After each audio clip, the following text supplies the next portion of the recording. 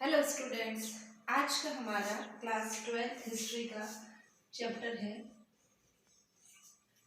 राजा, किसान और नगर।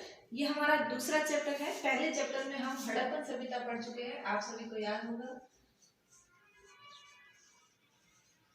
एक बार मैं रिवाइज कर दूं। हड़प्पा सभ्यता का जो कालक्रम हमने पढ़ा था वो था 2600 ईसा पूर्व से 1900 ईसा पूर्व। ये शार्प टाइम नहीं है, मैं आपको फिर बता दूं कि ये 2600 ईसा पूर्व से 1900 ईसा पूर्व का जो समय है ये हड़प्पन सभ्यता का सबसे विकसित समय है। इसके पहले प्राक हड़प्पन सभ्यताएं थी और इसके पश्चात जो है वो उत्तर हड़प्पा सभ्यताएं थी। अब हम उसके आगे जो हमारा सेकंड चैप्टर है आपकी किताब में, उसका नाम है राजा, किसान और नगर। और ये चैप्टर है ये मौर्य काल से शुरू होता है, लेकिन उसके बीच कुछ ऐसे इंपॉर्टेंट टॉपिक्स हैं जो हमारे छूट जाते हैं, उसके विषय में हम आज पढ़ते हैं। उसके बाद हम आगे से शुरू करेंगे।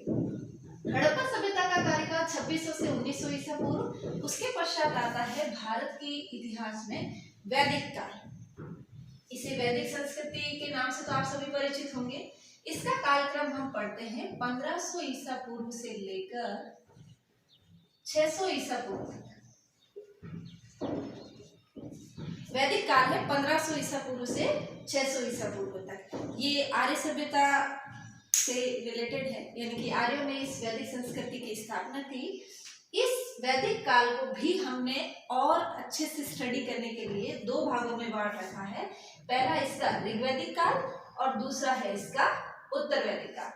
वैदिक संस्कृति को हमने दो भागों में पढ़ेंगे हम, पहला ऋग्वैदिक काल और दूसरा उत्तर वैदिक काल। ऋग्वैदिक काल जो है 1500 ईसा पूर्व से 1000 ईसा पूर्व तक, और उसके बाद है उत्तर वैदिक, यानी कि ऋग्वेद के बाद का जो वैदिक काल है वो है हमारा 1000 ईसा पूर्व से 600 ईसा पूर्व।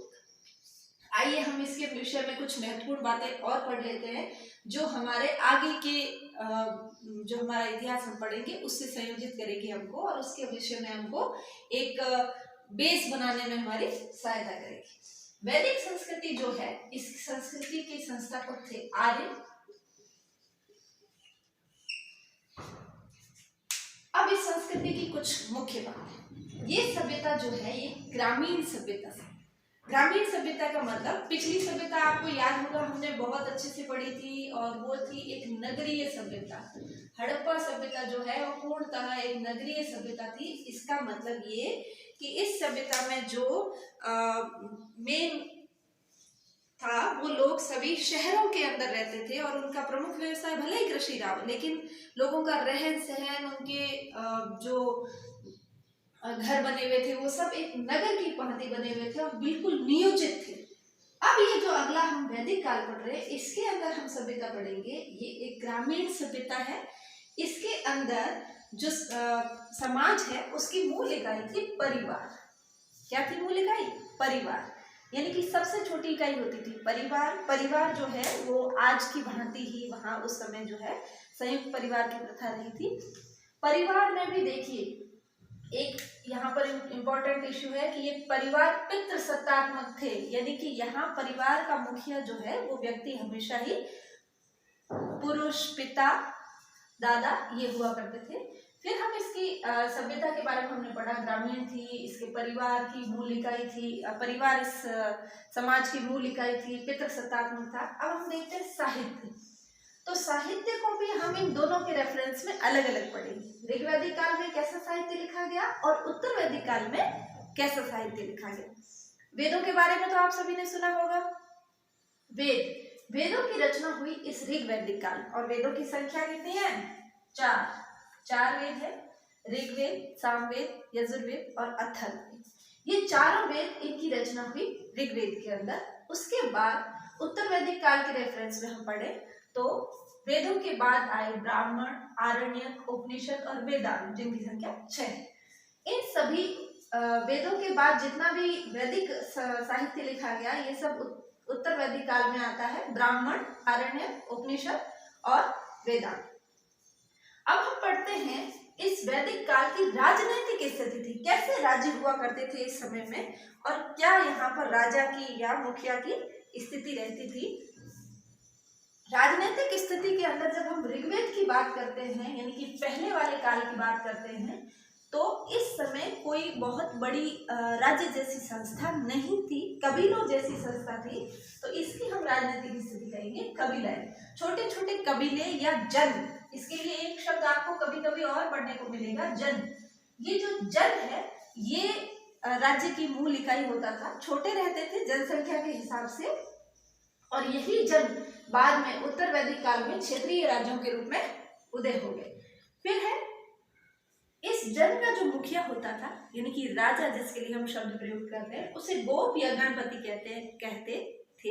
एक बार मैं फिर से बता दूं, आप कंफ्यूज ना हो, ये जो ऋग्वेदिक काल में राज्य हैं ये कबीले ही थे, इनका आकार बहुत बड़ा नहीं था, और इनका जो जितना भी आय होती थी वो सब मुख्यतः वस्तु विनिमय था इनके, और आय या धन संपत्ति का जो मूलक था वो गाय से ही इनका अनुमान लगाते थे, जिसके पास जितनी ज्यादा गाय होगी वो इतना धनवान होगा। तो ये व्यवस्था एक छोटे कबीले में ही चल सकती है, उससे बड़े क्षेत्र में ये नहीं थी। उत्तर वैदिक काल तक आते आते ये क्षेत्रीय राज्यों के रूप में उदय होने लगे, यानी कि अब जन से जनपद बनने लगे। छोटे छोटे कबीलों ने मिलकर आपस में एक बड़े कबीले का निर्माण किया, और जिसके लिए नया शब्द प्रयुक्त होने लगा वो था जनपद। तो ये परिवर्तन आया राजनीतिक स्थिति में। ऋग्वेद में थे जन और उत्तर वैदिक काल में थे जनपद। दोनों ही समय में राजा को गोप गणपति कहा जाता था। फिर हम आते हैं कि इनका प्रशासन कैसे चलता था। तो यहाँ पर हमें साहित्य में पढ़ने को मिलता है, और ऋग्वैदिक कालीन जो भी हमारे पास साहित्य उपलब्ध है उसमें हमें ये पता चलता है कि यहाँ पर 3 तरह की संस्थाएं हुआ करती थी, सभा, समिति और विदत। सभा जो है ये विद्वत जनों की एक ग्रुप था जिसमें सभी मुख्य लोग शामिल थे। समिति, इसके अंदर गांव के सभी एडल्ट्स, यानी कि बड़े जो उम्र में लोग होते थे, पुरुष, वो इसके सदस्य हुआ करते थे। और विदत भी एक संस्था थी जिसमें लूट खसोट, यानी कि दूसरे कबीलों पर जब आक्रमण होता था तो उसके धन का जो बंटवारा है वो इस विदत के अंदर होता था। अब इस सभा, समिति और विदत, ये तीनों ही जो संस्थाएं हैं, इन तीनों ही संस्थाओं के हमें दोनों कालों में अलग अलग रूप देखने को मिलते हैं। ऋग्वैदिक काल में इसकी व्यवस्था ये थी कि जो सभा है वो समिति और विदत, इन तीनों में ही स्त्रियों की भागीदारिता थी, इनकी स्त्रियों को इनकी सदस्यता प्राप्त थी, और इनके नियम जो है वो बहुत ज्यादा कठोर नहीं थे, केवल नाम मात्र की ये संस्थाएं थी। फिर है इनकी कर व्यवस्था कैसी थी। राजा जो है यानी कि गोप जो है वो 1/16 भाग कृषि उत्पादनों का और आय का लेता था। फिर इनका समाज में महिलाओं की स्थिति बहुत अच्छी थी, महिलाओं को शिक्षा मिलती थी, उनका जितने भी यज्ञ है, धार्मिक कार्य है, उनके अंदर उनका योगदान रहता था। फिर ये देखिए सभा, समिति और विदत में मैंने आपको बताया, इन तीनों ही संस्थाओं में ऋग्वैदिक काल में, ध्यान में, ऋग्वैदिक काल में तीनों ही संस्थाओं में महिलाओं की अच्छी उपस्थिति थी। लेकिन उत्तर वैदिक काल तक आते आते महिलाओं को इन संस्थाओं में अनुमति नहीं मिलती थी या नगण्य मिलती थी, यानी कि महिलाओं का योगदान इन समितियों में, महिलाओं की सदस्यता उत्तर वैदिक काल तक आते आते समाप्त हो गई। समाज में आपको बता ही चुकी हूँ पितृसत्तात्मक था। अब एक और महत्वपूर्ण बात, ये जो ऋग्वैदिक काल है इसके और उत्तर वैदिक काल के रेफरेंस में समाज के अंदर एक महत्वपूर्ण परिवर्तन आता है यहाँ की वर्ण व्यवस्था में। वर्णों की संख्या वेदों में 4 बताई गई है। ब्राह्मण, क्षत्रिय, वैश्य और शूद्र।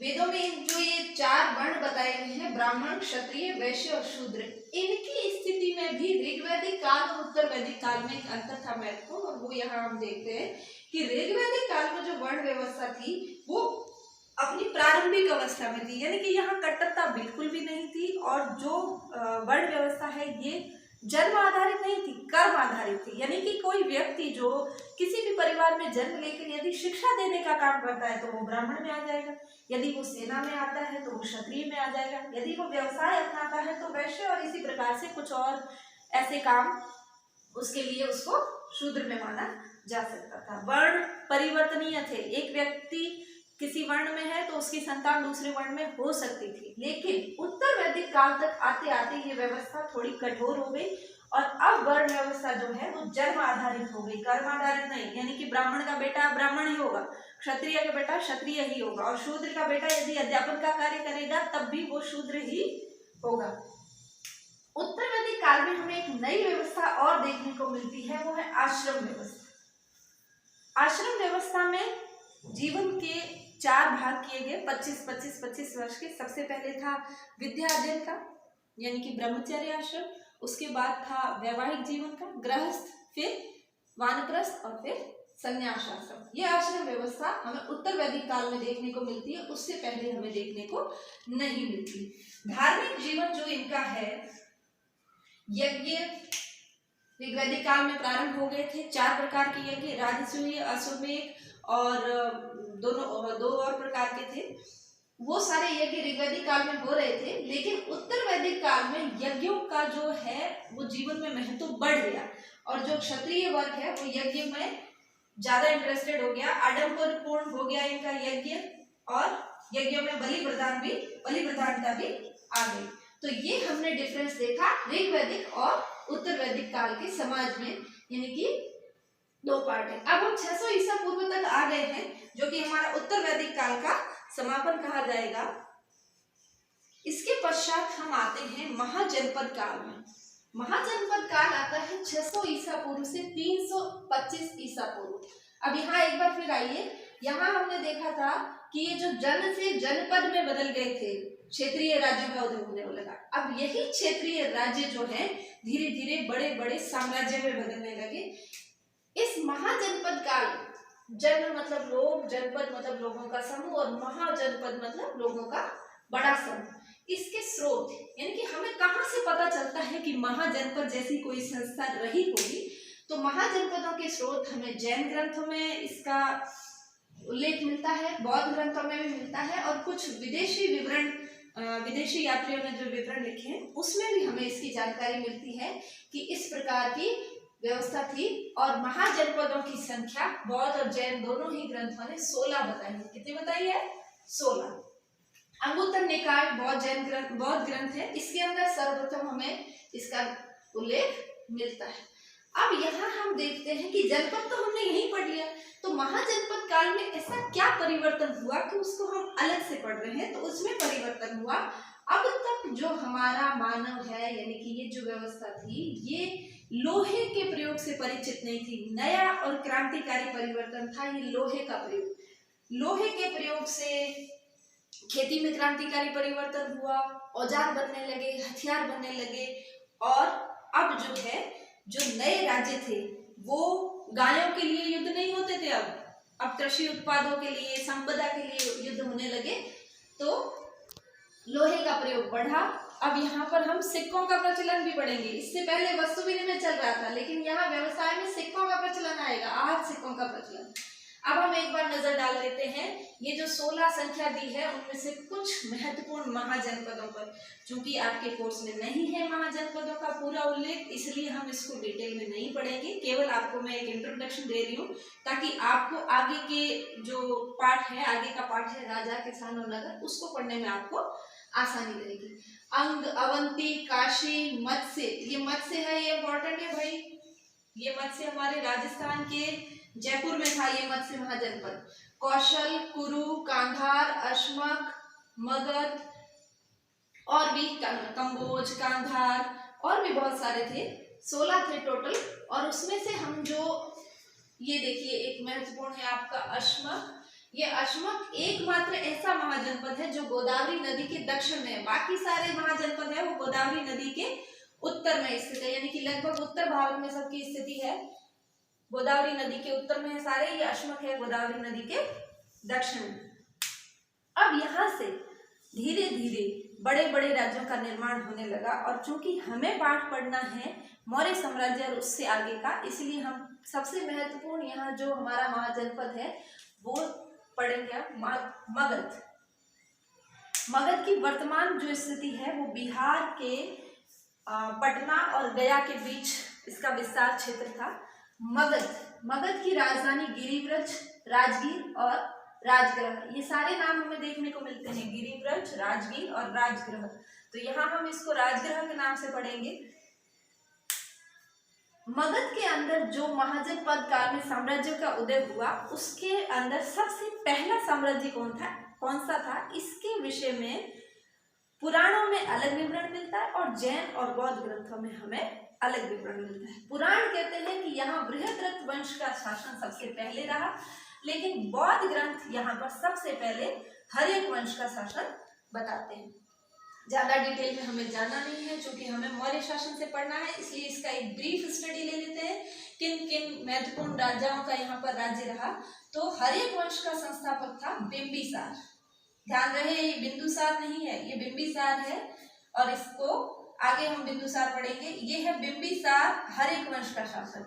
इसका पुत्र था अजातशत्रु, जिसको पितृहंता कहा जाता है, जिसने अपने पिता बिंबिसार की हत्या करके गद्दी हथियाई थी। अब ये अजातशत्रु क्यों महत्वपूर्ण है, क्योंकि इसके समय भगवान बुद्ध को निर्वाण की प्राप्ति हुई थी।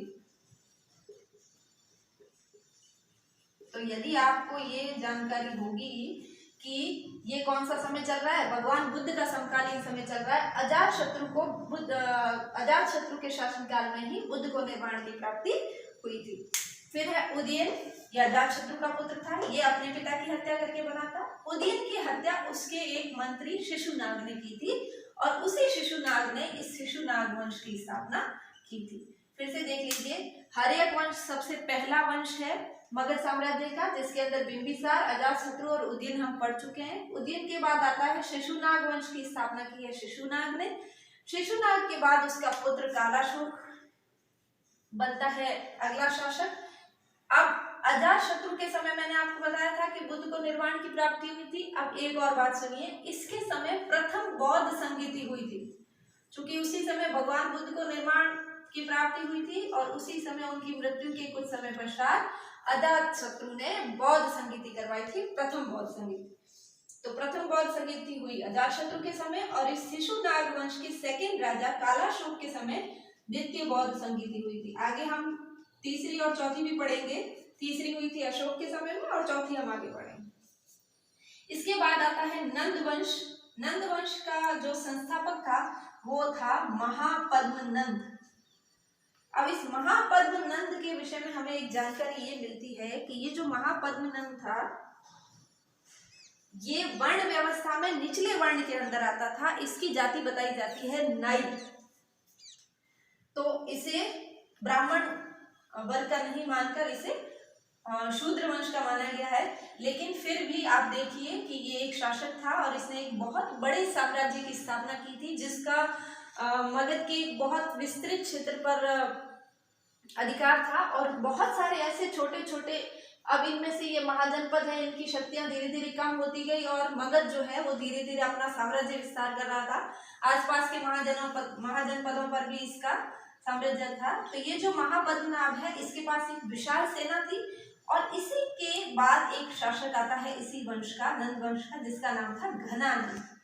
ये जो घनानंद है, ये नंद वंश का अंतिम शासक है, जिसे पराजित करके चंद्रगुप्त मौर्य ने एक नए साम्राज्य की नींव डाली थी, और जिसको हम पढ़ेंगे मौर्य साम्राज्य के बारे में, मौर्य साम्राज्य के संस्थापक के रूप में।